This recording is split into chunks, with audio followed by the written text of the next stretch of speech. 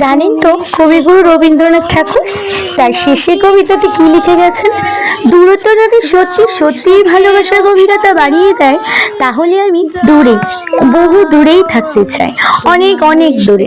আপনজনেরা যদি আমাকে আপন ভাবতে কণ্ঠাবোধ করে, তবে গোটা পৃথিবীটাকে আমি আপন বানিয়ে ফেলবো। কেউ না কেউ কখনো না কখনো তো আমাকে স্মরণ করবে। সত্যিই তো উনি বানিয়ে ফেলেছেন গোটা পৃথিবীটাকে নিজের, তাই না? আপনজনেরা দূরে, নিশ্চয়ই। আমি কিন্তু আজকে একটা প্রমাণ পেলাম, জানেন, ওনার কথাগুলো অক্ষরে অক্ষরে মিলে গেছে। আমি আজকে ইউটিউবে গেছিলাম ওনার একটি জীবনী সার্চ করে একটু শুনবো বলে। তারপর আমি ইউটিউবে গিয়ে সার্চ করতে জীবনীটা যখন বেরোলো, আমি কমেন্ট সেকশনে চলে গেলাম। ওখানে গিয়ে দেখলাম বিভিন্ন নামি গুণী ব্যক্তিজন বিভিন্ন কমেন্ট করেছেন। কেউ ভালো কমেন্ট করেছেন, কেউ হয়তো কাদম্বরী দেবী এবং রবীন্দ্রনাথ ঠাকুরকে নিয়ে কুমন্তব্য করেছেন। তো ওখানে গিয়ে আমার খুব খারাপ লাগলো অশ্লীল কথাগুলো শুনে। আমি আর জীবনীটা শুনিনি, জানেন, ওখান থেকে ব্যাক করে চলে এলাম। তো ওনার কথাগুলো প্রত্যেকটা অক্ষরে মিলে যাচ্ছে। যারা ওনাকে ভালো কমেন্ট করেছেন, আজও পর্যন্ত যাদের মনে প্রাণে উনি বিরাজমান এবং খুব শ্রদ্ধা আছে ওনার মনে, তাদেরকেই তো উনি পৃথিবীতে আপন করে নিয়েছেন।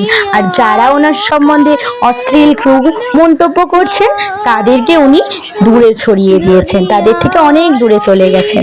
মানুষের দেহান্ত শেষে যে মানুষ বহু দূরে চলে যায়, কখনো না। মানুষ মরে গেলে জন্ম জন্মান্তরের বন্ধন কিন্তু রয়ে যায়, আত্মিক টানটা কিন্তু রয়ে যায়। আর আমাদের বাঙালিদের মধ্যে রবীন্দ্রনাথের সাথে সেই আত্মিক টানটা এখনো বিরাজমান। তবে হাতের 5টা আঙুল যেমন সমান নয়, 5টা মানুষও সমান নয়।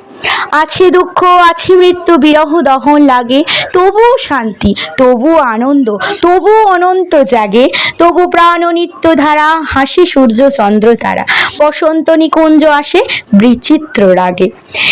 ওনার যে ভাবনা, ওনার কল্পনা, তার কোনোদিনও ধারে পাশে আমরা কোনোদিনও যেতে পারবো না। তবুও ভালোবাসবো, অবিরাম ভালোবাসবো, অক্লান্ত ভালোবাসবো, সারাটা জীবন ভালোবেসে যাব। এমন একটি মানুষকে ভালোবাসা ছাড়া আর কি দিতে পারবো, তাই না?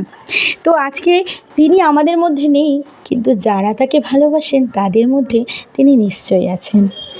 তুমি সুখ যদি নাহি পাও, যাও সুখের সন্ধানে, যাও আমি তোমারে পেয়েছি হৃদয় মাঝে, আরো